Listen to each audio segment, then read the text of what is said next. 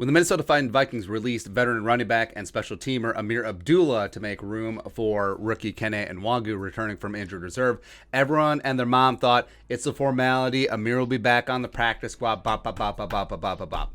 Well, maybe not so much. Field Yates, ESPN, go. The Panthers hosted running back Ameer Abdullah on a visit. Some potential depth as the team awaits the return of Christian McCaffrey. And there have been other reports that Abdullah to the Panthers is pretty much a done deal. And I already hear, Abdullah was running back for who really cares. Actually, it's a pretty big deal for a number of reasons. Number one, the health of the running back room. If you're going to be a run-first team, you need a bunch of healthy running backs. And Dalvin, Madison, Kene have already missed time or practice this year with injury. And also, Dalvin and Madison have never played a full 16 or now 17-game season. It just hasn't happened yet.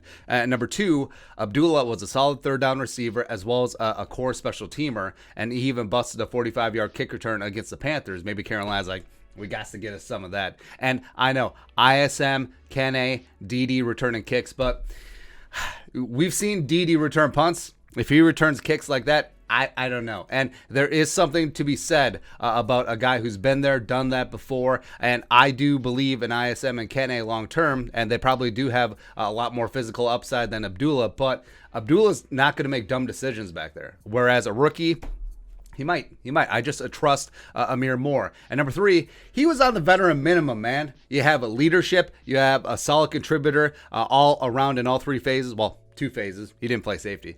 Maybe he should, though. And also a good guy in the locker room at the minimum. Minimum. And I don't blame Ameer at all, by the way, for looking at other teams because it's a business decision for him, for his family, etc. Carolina has a chance to play with Chuba Hubbard, with McCaffrey potentially out long term. Oh, but he's not showing any loyalty, bro. The Vikings jerked him around way too much this season, turning him into Ameer transaction report Abdullah. 3 straight league minimum deals with little to no guaranteed, then up and down from the 53 twice this year. And you do it a couple times to help the club. Sure, do this, do that. You don't even unpack your locker. You'll be back on the practice squad the next day, blah, blah, blah, blah, blah, blah. Even though it is a pretty significant pay cut going from even veteran league minimum down to the practice squad. But but eventually you're like, F this. And maybe Ameer saw that his role was potentially going to be reduced with ISM back from injury, with Kene back from injury, and just like, deuces. Plus, it's not like they couldn't have cut somewhere else to make room, especially on defense. But I digress. There's plenty of other guys on the 53 who probably wouldn't have generated much interest and be able to slide down to the practice squad no problem. And also, the Vikings have carried 4 running backs on the 53 in each of the last few seasons. So I don't know. I don't know why they tempted fate again. And the Vikings will come out, well, the decision was mutual and we want to give Ameer Abdullah an opportunity, blah, blah, blah. Baloney. If that was true, why didn't you trade him?